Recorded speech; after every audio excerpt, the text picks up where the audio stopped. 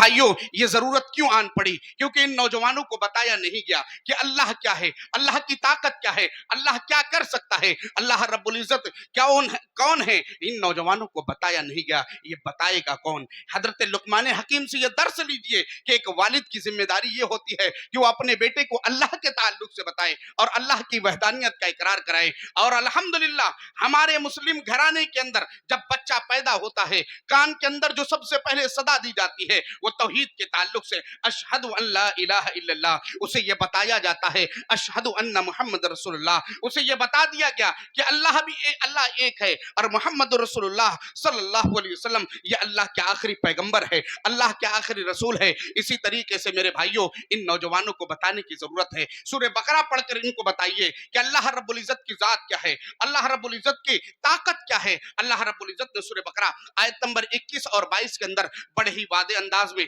अपना तारुफ पेश किया। इन नौजवानों को ये तारुफ पेश करना चाहिए और ये जिम्मेदारी उठाना पड़ेगा उलमाए कराम को, और ये जिम्मेदारी हम उठाकर उन्हें सूरह बकरा के आयत नंबर 21 और 22 पढ़कर सुनाएं और बता दें हमारे रब की ताकत क्या है। अल्लाह कहता है या अय्युहन्नासु बुदू रब्बकुमुल्लज़ी खलक़कुम वल्लज़ीना मिन क़ब्लिकुम लअल्लकुम तत्तक़ून। ऐ लोगों, उस रब की इबादत करो जिसने तुमको पैदा किया, तुमसे पहले लोगों को पैदा किया, लअल्लकुम तत्तक़ून, ताकि तुम तकवा इख्तियार करो। आगे अल्लाह रब्बुल इज्जत खुद अपना तारुफ करा रहा है, अल्लज़ी जअल लकुमुल अर्ज़ फ़िराशा वस्समाअ बिनाअ व अंज़ल मिनस समाइ माअन। अल्लाह रब्बुल इज्जत अपना तारुफ करा रहा है। अल्लाह की जात है जिसने जमीन को हमवार बनाया, जिसने जमीन को चलने के लायक बनाया, जमीन को बिछौना बनाया, जमीन को ऊबड़ खाबड़ नहीं बनाया। ये अल्लाह की जात है। दुनिया के अंदर जितने भी इंसान हैं जिनकी भी पूजा की जाती है, या गोबर हो, चप्पल हो, गाय हो या मूर्ति हो, मज़ारात क्यों ना हो, जितने भी चीज हैं, अगर उनकी पूजा की जाए, अल्लाह की जात है जिसने जमीन को इतना बराबर हमवार बिछौना बनाया। कोई और जात नहीं है जो जमीन को इस तरीके से बना सके। इसलिए इनको बताना पड़ेगा इन नौजवानों को कि ये अल्लाह की जात है। इन नौजवानों को बताना पड़ेगा कि अल्लाह की जात है जिसने आसमान को छत बनाया बगैर पिलर के। दुनिया की कोई जात ऐसी नहीं है जो आसमान जो अल्लाह ने छत बनाया है, इस तरीके का कोई आसमान बना सके, कोई नहीं। इन नौजवानों को बताने की जरूरत है। लुकमान हकीम ने उसके बाद अपने बेटे को दूसरी नसीहत की कि वो क्या नसीहत थी? वो ये नसीहत थी, या बुनैया इन्नहा इन तकुम मिस्काल हब्बतिन मिन खरदलिन फतकुन फी सखरतिन औ फिस समावाति औ फिल अर्द याति बि अल्लाह।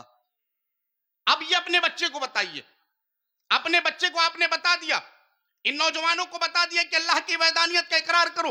अब उस रब की ताकत बताइए, उस रब का पकड़ कितना है। इमाम कुर्तुबी रहमतुल्लाह अलैह कहते हैं कि लुकमान हकीम के बेटे ने सवाल किया है, मेरे अब्बा जान, अगर मैं कहीं ऐसी जगह पर हूं जहां पर मैं चला गया, कोई देख नहीं रहा है, दुनिया जहान का कोई ताल्लुक हमसे नहीं है, कोई किसी की निगाह नहीं है, अगर मैं वहां कोई गुनाह करूं तो क्या मेरा रब उसको जानेगा? अल्लाह रब्बुल इज्जत की ताकत क्या है? हजरत लुकमान हकीम के बेटे ने पूछा, क्या रब जानेगा? हजरत लुकमान हकीम ने अपने बेटे से कहा, ऐ मेरे बेटे, अगर कोई चीज राई के दाने के बराबर हो, फतकुन फी सखरतिन, अगर वो चट्टान में हो यानी पत्थर में हो, कोई सुराख ना हो, अंदर जाने के बाद बाहर आने का कोई रास्ता ना हो, बिल्कुल बंद कर दिया जाए, फतकुन फी सखरतिन, वो चट्टान में हो, औ फिस समावाति, या आसमान में हो, औ फिल अर्दी, या जमीन में हो, याति बिहल्लाह, अल्लाह रब्बुल इज्जत की ताकत है, अल्लाह उसे ले आवेगा। इन नौजवानों को बताने की जरूरत है कि नहीं? आज नौजवान मोबाइल चलाता है, उस मोबाइल में गंदे वीडियोस देखता है, उन मोबाइल में गैर महरम इसी तरीके से लड़कियों से चैटिंग कर रहा है, उन मोबाइल के अंदर वो गाने सुनता है, उन मोबाइल के अंदर तरह तरह के और बुरे हरकत और बुरे काम करता है।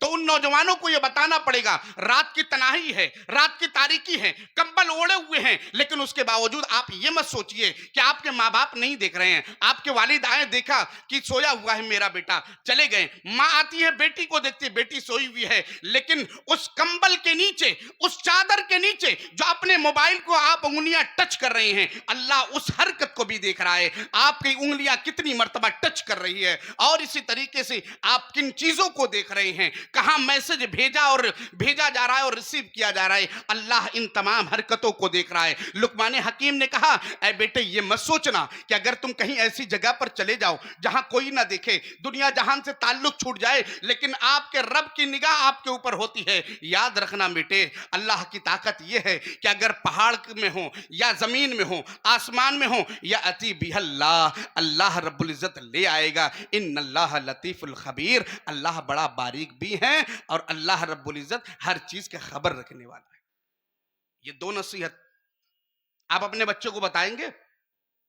आपने नहीं बताया अभी तक, लेकिन अब ये जिम्मेदारी अदा कीजिए। बताइए इन नौजवानों को, बताइए इन बच्चों को।